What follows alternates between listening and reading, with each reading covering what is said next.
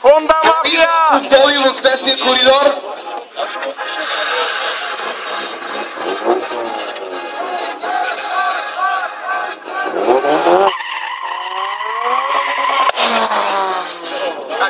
Теодор Райначиев в левия състезателен коридор. Две победи са необходими за спечелване на първата позиция.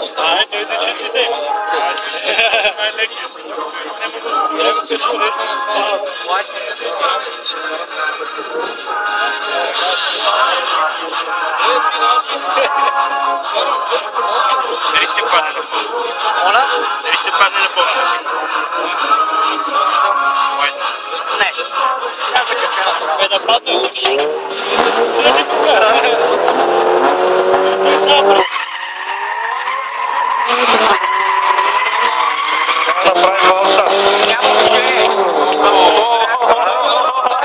В левия състезателен коридор прави фал старт. И сега ще смятаме. 12-9-5-3 срещу 13-139.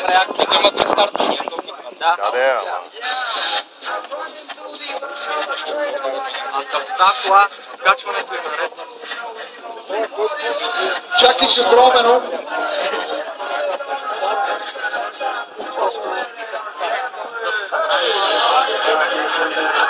Почваме да смятаме 12.953. Чистото време за изминаване на дистанцията събираме с времето за реакция, което е 0.368. Това прави 13.321. 13.139. Събираме с времето за реакция 0.518. Това прави 13.657. Което означава, че Теодор Райначиев има по-добро време, въпреки че прави фал старт. Тоест обратно двете коли ще бъдат тук на старта.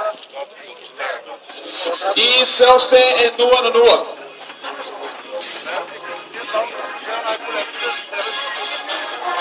Нула на нула още! Ето това се брои сега за фал старт.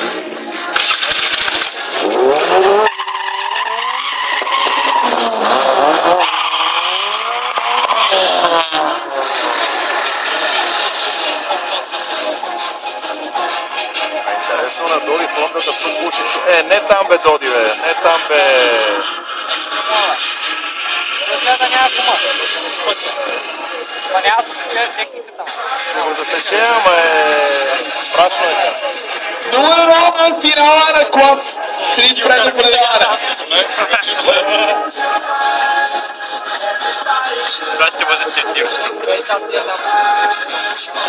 Теодор Райначиев няма право на грешка.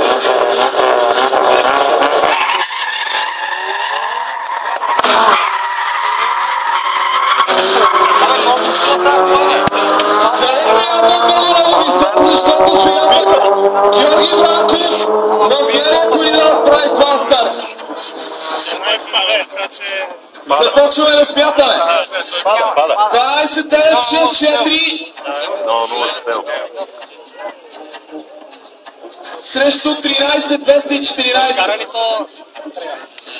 Абе, днеска шо не мога да свали времето, не ми е ясно само. 7-2-8 е времето за реакция. Много му загряват. 13.692. Това е сумарно времето на Теодор Райначиев. Сега смятаме 13 секунди, 214 хиляди. Събираме с времето за реакция 442 хиляди. Не си му го да Това прави 13.